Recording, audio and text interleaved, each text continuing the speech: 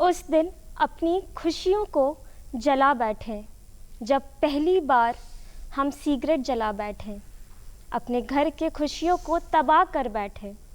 दिल बार बार रोया जब हम एक कश और लगा बैठे। नमस्कार, दूरदर्शन बिहार के इस कार्यक्रम हेलो डॉक्टर में मैं कृति आप सभी का एक बार फिर स्वागत करती हूँ। दर्शकों, मैंने जो अभी 4 लाइन कहा, इससे तो आप समझ ही गए होंगे कि आज के हमारा इस कार्यक्रम का विषय है तंबाकू।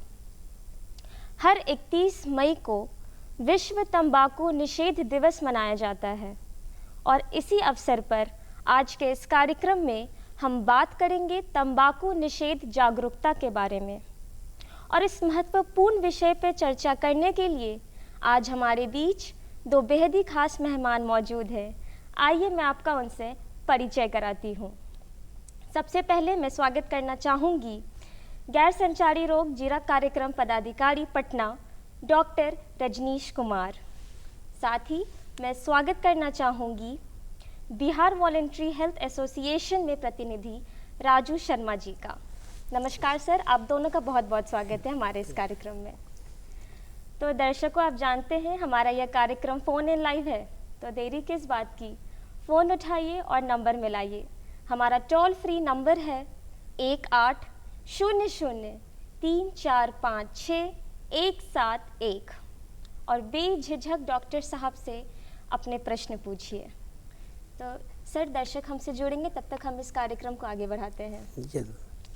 तो डॉक्टर रजनी, सबसे पहला प्रश्न आपसे, क्योंकि आज विश्व तंबाकू निषेध दिवस है, तो सबसे पहले इस दिवस के बारे में बताएं।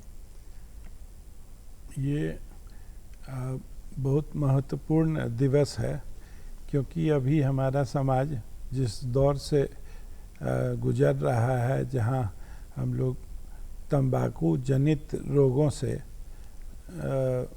हेल्थ स्वास्थ्य पर जो बर्डन आ रहा है, जो भार पड़ रहा है, परिवारों पर जो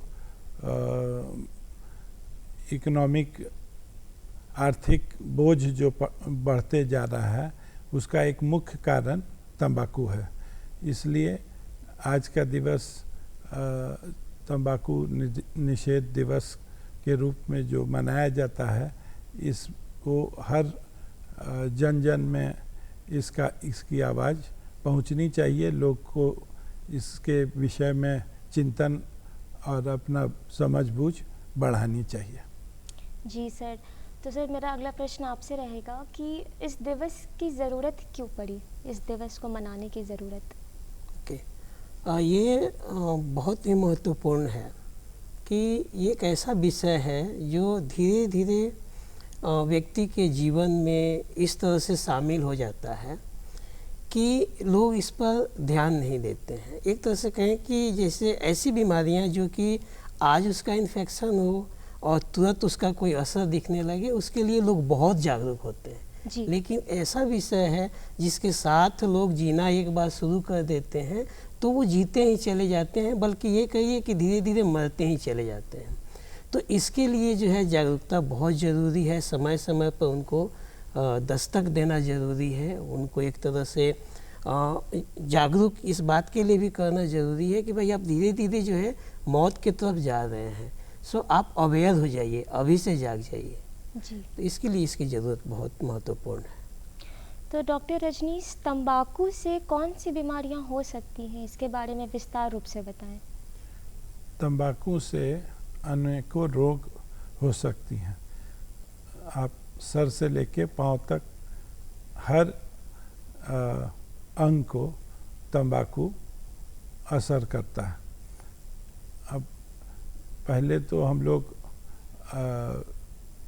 मुंह का कैंसर जो बहुत प्रचलित है हमारे समाज में, क्योंकि तंबाकू स्मोकलेस फॉर्म जो खैनी के रूप में, पान के रूप में, जर्दा के रूप में जो खाया जाता है, और स्मोकिंग फॉर्म में जो सिगरेट के रूप में, इससे मुंह का कैंसर का जो हम लोग देख रहे हैं बर्डन बहुत ज़्यादा हॉस्पिटल में, समाज में देखा जा रहा है। इसलिए इसकी जागरूकता अति आवश्यक है। आँखों पर इसका असर पड़ता ही है, डायबिटीज़ भी ये करा सकता है तंबाकू। छाती में आपके लंग में COPD जिसको कहते हैं दम्मा जैसे सांस फूलने वाली बीमारी होती है। और हार्ट पर तो इसका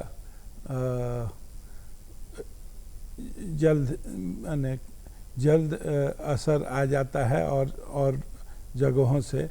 और हार्ट अटैक जो सबसे ज़्यादा तंबाकू जनित में रोगों में भी बहुत ज़्यादा है, और 40% उसका हार्ट अटैक का प्रकोप बढ़ जाता है। तंबाकू जो यूज़र्स हैं उन लोग के यूज़ करने के वजह से उनका खतरा हार्ट अटैक का बहुत ज़्यादा बढ़ जाता है, स्ट्रोक का बढ़ जाता है, धमनियों का और नसों पर जो असर है वो होता है, नर्व्स पर असर होता है, किडनी का कैंसर हो सकता है, ब्लैडर का कैंसर हो सकता है, पैरों में नस की नलियों में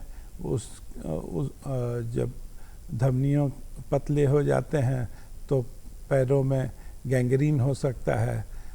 इसी तरह हर अंग को ये प्रभावित करता है, मगर मुख्यतः हम लोग को हार्ट का और मुंह का कैंसर, हार्ट अटैक, स्ट्रोक, जिस पर हम लोग पर ज़्यादा देखा जा रहा है, जिस पर हम लोग को ध्यान देने की अति आवश्यक है कि लोग जागरूक इसके प्रति हों और अपने भी समझें और अपने समाज में भी ये मैसेज को फैलाएं।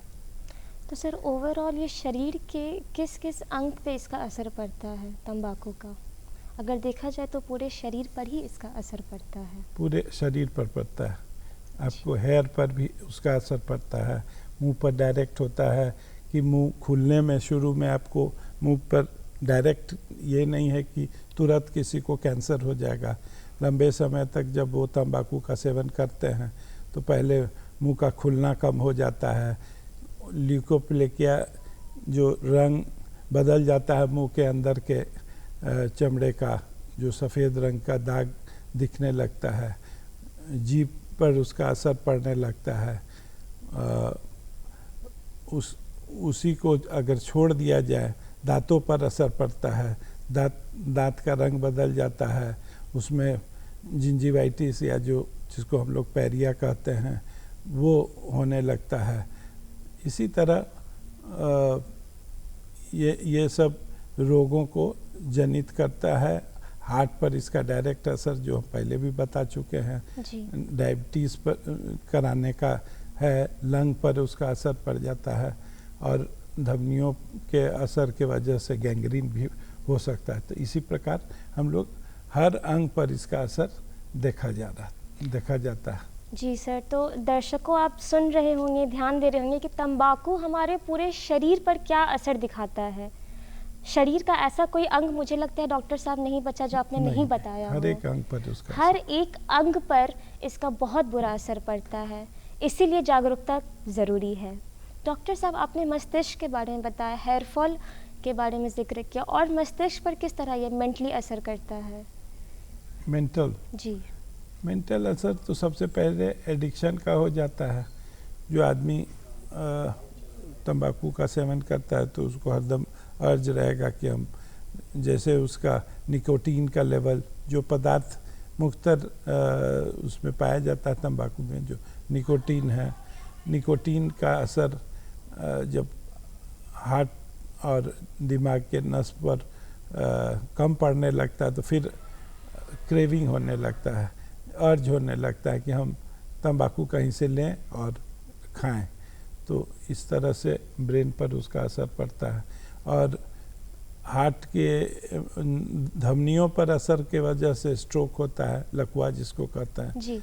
तो आधा पैरालाइज हो जाए, हाथ पैरालाइज हो जाए या सिर्फ पैर पैरालाइज हो जाए, तो इस तरह से असर पड़ता है। मस्तिष्क पर इसका असर होता है। नस फटने से स्ट्रोक हो जाता है, ब्रेन के अंदर जो पतली पतली नसें हैं उन पर असर तो होता है। माफ़ी चाहूँगी डॉक्टर साहब, आपको बीच में रोक रही हूँ। एक कॉलर हमारे साथ जुड़ रहे हैं, हम उनसे बात कर लेते हैं।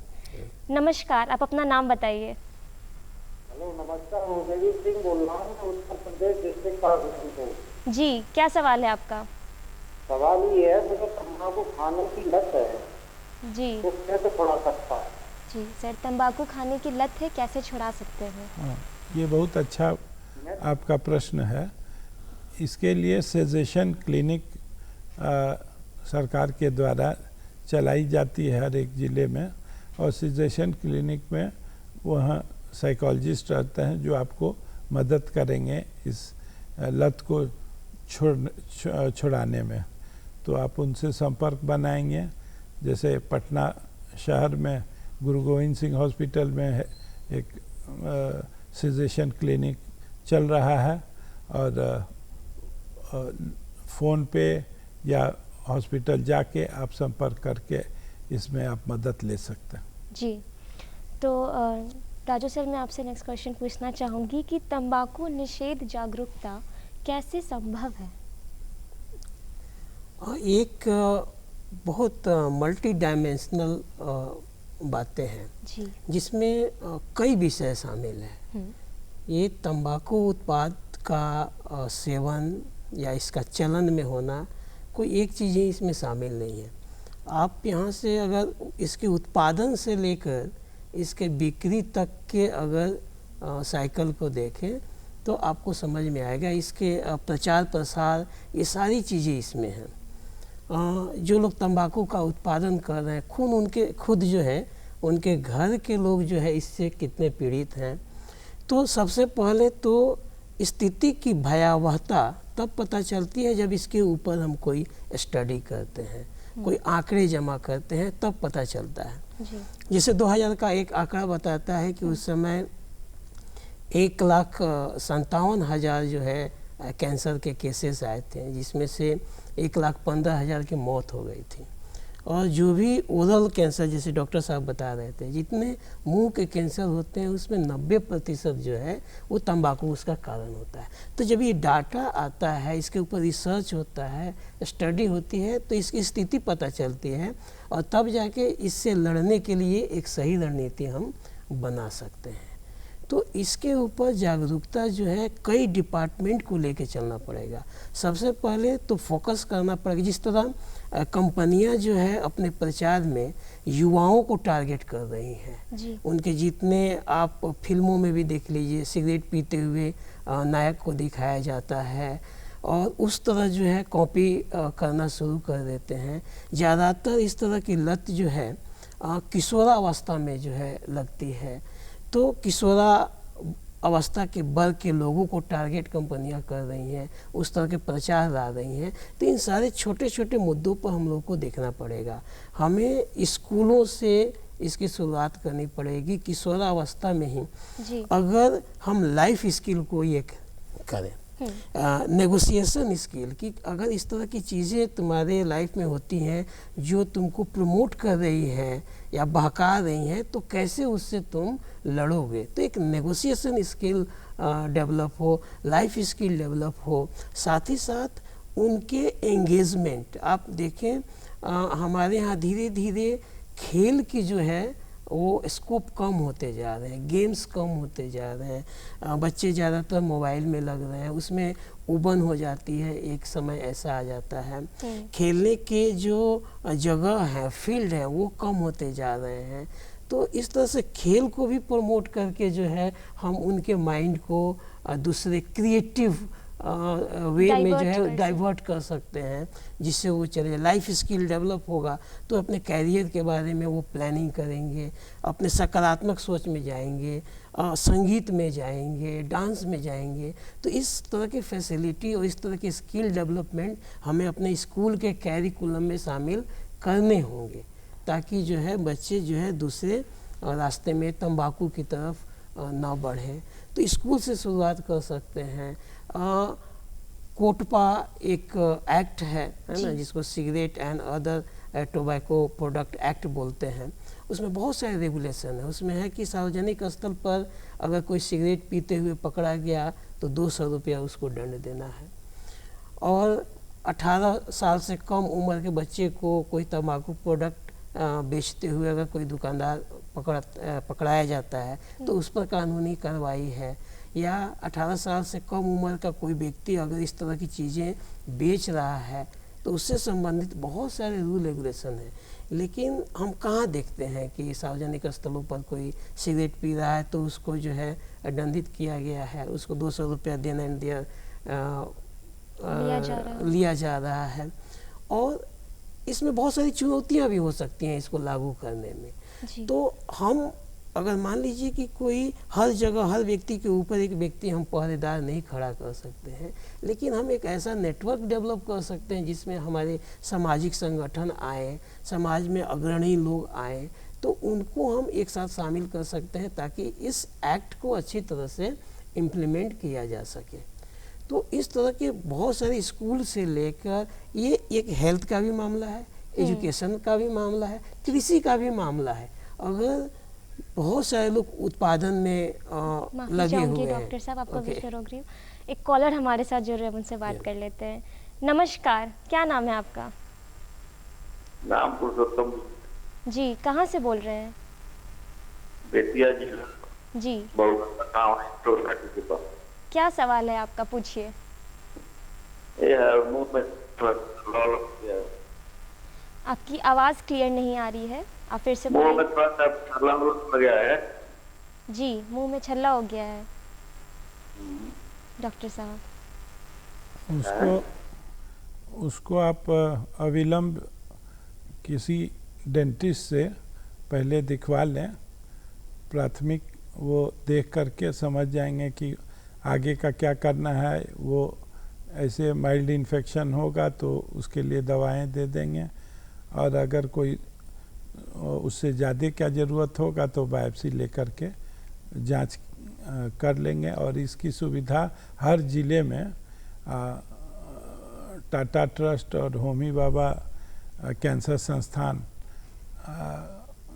के लोग बिहार सरकार के साथ काम कर रही है, और हर जगह टीम है। और स्पेशली मुंह के लिए जो कैंसर के स्क्रीनिंग का प्रोसीजर हर जिला में, और हम लोग गांव-गांव तक जा कर के इस सुविधा को देने का प्रयास कर रहे हैं।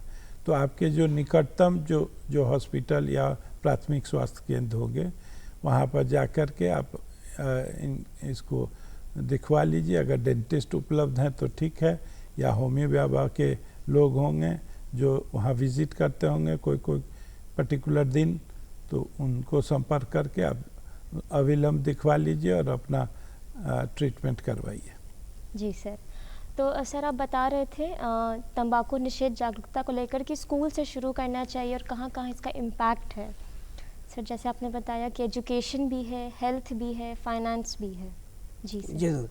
इसमें आप अगर हम कहते हैं कि 1,15,000 2018 में मौत हो गई, हमारे लिए एक सिंपल सा आंकड़ा हो सकता है, लेकिन इसके बृहद असर को देखें, यानी कि 1,15,000 सिंगल पेरेंट फैमिली हो गए, जी, है ना। अब उनके बच्चे जो है कितने ऑर्फन हो गए। तो इस लार्जर एस्पेक्ट को जो है हम एनालिसिस नहीं कर पाते हैं। तो इसलिए जो है इसकी भयावहता जो है बहुत हल्के में ली जाती है कभी कभी, और इसके ऊपर पॉलिसी और इसके ऊपर प्रोग्राम बनाने के क्रम में ये उतना जो है सस्टेनेबल नहीं हो पाता है। जी। जागरूकता कार्यक्रम एक दिवस मनाने से नहीं होगा, इसके ऊपर कुछ ऐसे कार्यक्रम को बनाने होंगे जो एक सतत प्रयास चलता रहे, ये रुके नहीं, और एक सस्टेनेबल इसका इम्पैक्ट पड़े, जी, जो कि लगातार एक अच्छा असर डाले और लोगों को लगे कि हाँ इसके लिए जो है हम सबको अब गंभीर हो जाना चाहिए, आनाकानी नहीं चलेगी।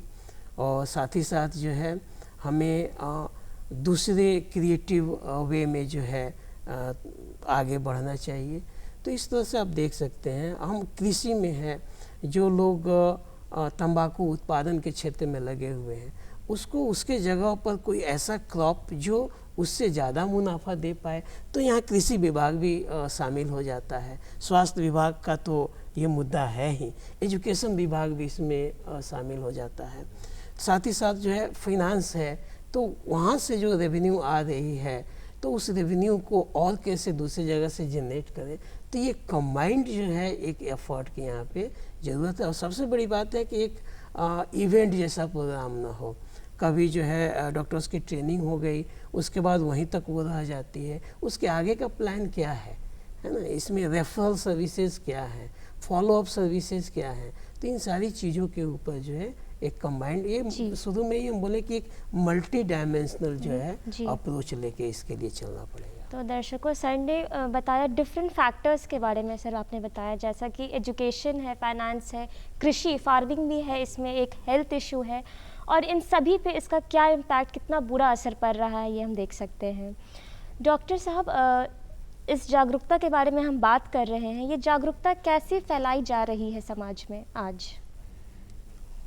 एक तो हम लोग प्रचार प्रसार के द्वारा जागरूकता दे रहे हैं, दूसरा कि स्क्रीनिंग प्रोग्राम्स गांव-गांव तक किया जा रहा है, जिसमें मुख्तलिफ 5 तरह के रोगों को देखा जा रहा है, जिसमें कि hypertension, diabetes, oral cancer, breast cancer, cervical cancer. तो तंबाकू का असर ये सारे बीमारियों पर डायरेक्ट पड़ता है, और जो लोग तंबाकू का सेवन करते हैं वो लोग इसके प्रकोप पर में आते हैं।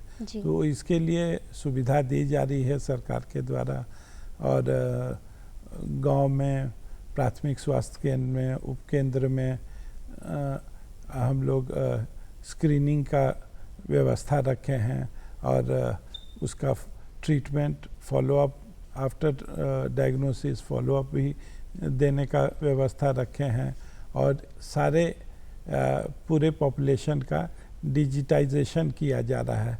जो ये सारे रोग हैं 5 तरह के, जिसमें तंबाकू का असर सबसे ज़्यादा देखा जा रहा है। तो ये अगर डिजिटाइज हो जाते हैं तो पूरा पॉपुलेशन मैप्ड रहेगा, और किसी का ट्रीटमेंट हो रहा है तो उसका फॉलोअप भी हो सकेगा। अगर ये तो ट्रीटमेंट पार्ट का रहा।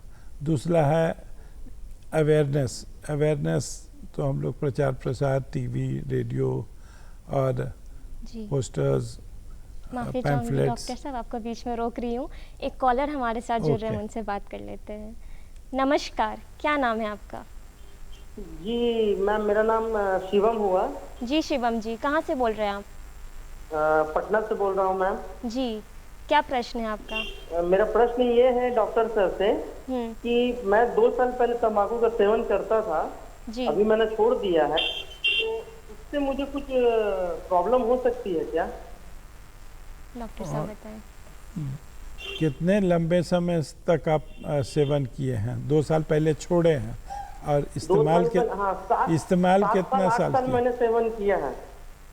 तो ऐसा कीजिए, आप कम से कम अभी 6 महीने पे एक बार अपना ओरल एग्जामिनेशन, कहीं भी स्क्रीनिंग हर जगह, हर हॉस्पिटल, गवर्नमेंट हॉस्पिटल में चल रही है, तो उसकी सुविधा दी गई है। तो 6 महीने पर 3 बार करा लीजिए, उसके बाद साल में एक बार एनुअली एक बार चेकअप अपना ओरल कराइए, या कोई पर्टिकुलर सिम्टम आपको मिलता है तो डॉक्टर से मिलिए। जी, तो सर आप जागरूकता के बारे में बता रहे थे, इसी जागरूकता के बारे में बता रहे थे। तो ये सारी मेथड हैं, टीवी, रेडियो, पोस्टर्स, पैम्फलेट्स, हम लोग से डायरेक्ट संवाद जो होते हैं, उससे हम लोग जागरूकता फैलाते हैं। ये दिवस भी एक जागरूकता का ही मेथड है, हम लोग जागरूकता ही क्रिएट कर रहे हैं समाज में। और last but not least enforcement, जिसमें हम लोग फाइन करते हैं। वो जो लोग नहीं ये सब मेथड से समझ पाते हैं तो उनको चालान किया जाता है, फाइन किया जाता है, जिसमें उससे भी जागरूकता लोगों में आती है। वो कहते हैं ना कि पनिशमेंट बेटर रिवॉर्ड्स रिजल्ट करती है। अगर कोई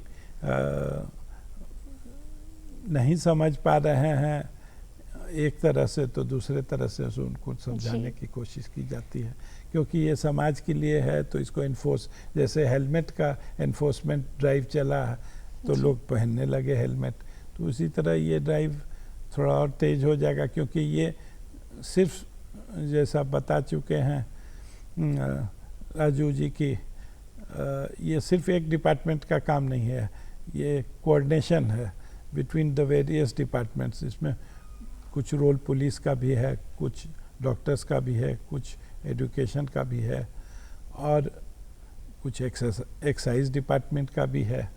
और इसी तरह हम लोग मिलजुल के अगर काम करेंगे तो ये प्रोग्राम आगे बढ़ सकेगा। तो एनफोर्समेंट एक भी बहुत महत्वपूर्ण रोल करता है, जिसका व्यापक असर पड़ता है। तो सर, इसी अंक में सरकार की योजनाओं के बारे में कुछ बताएं सर, कौन कौन सी योजनाएं हैं इसी अंक में सर, बताएं।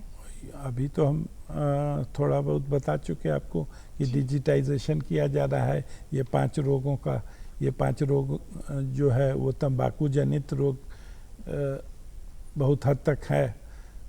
जो लोग तंबाकू का सेवन कर रहे हैं वो लोग इसके एम्बिट में आ जाते हैं कि उन लोग को ये सब रोग जल्दी पकड़ लेता है। तो एक वो हुआ। दूसरा है स्क्रीनिंग का अभियान चलाया जा रहा है। होमी भाभा कैंसर इंस्टीट्यूट के डॉक्टर्स और कर्मचारी सब लगे हुए हैं स्क्रीनिंग प्रोसेस में। हॉस्पिटल, आपको कैंसर हॉस्पिटल जो एक होमी भाभा के और बिहार गवर्नमेंट के तत्वाधान में specially for cancer patients Muzaffarpur में खोला गया है, उसका एक छोटा सेंटर एनएमसीएच में भी रखा गया है। हम लोग के 5 बड़े मेडिकल कॉलेज पटना में हैं, जो या हर मेडिकल कॉलेज जो इस राज्य में है, सबके पास कैंसर के ट्रीटमेंट के फैसिलिटीज़ हैं, जिसमें कि सर्जरी, रेडियोथेरेपी, केमोथेरेपी, ये सब विभागों की ज़रूरत पड़ती है। ऑन्को सर्जरी अलग से है, जो कैंसर के पेशेंट्स के लिए पर्टिकुलर टाइप ऑफ सर्जरी की ज़रूरत पड़ेगी, उनका ट्रीटमेंट अलग तरह से। जो लोग टर्मिनली इल हैं, जिन लोगों को बचने की उम्मीद कम है, उन लोगों के लिए पैलिएटिव ट्रीटमेंट की भी व्यवस्था की गई है। जो पैलिएटिव केयर सेंटर्स भी खोले जा रहे हैं, जो लोग को अपने तकलीफ से निजात मिल सके। जी, तो डॉक्टर साहब बहुत बहुत शुक्रिया, और सर आपका भी बहुत बहुत शुक्रिया, आप अपना कीमती वक्त लेकर आए और इतनी अच्छी और महत्वपूर्ण जानकारी दी।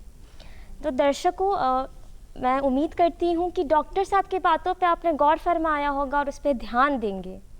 और अब हम आ गए हैं कार्यक्रम के अंतिम क्षण में, तो इजाज़त लेने से पहले 4 लाइन आपसे ज़रूर कहना चाहूँगी कि ये आदत नहीं है अच्छी, ये तू पहचान ले। जानलेवा है धूम्रपान, ये बात तू मान ले। केसर नहीं, कैंसर का दम है दाने दाने में। केसर नहीं, कैंसर का दम है दाने दाने में। ऐ मेरे दर्शकों, छोड़ दे ये शौक, बात तू अब मेरी ये मान ले, बात तू अब मेरी ये मान ले। इसी के साथ हमें दीजिए इजाज़त और देखते रहें डीडी बिहार। नमस्कार।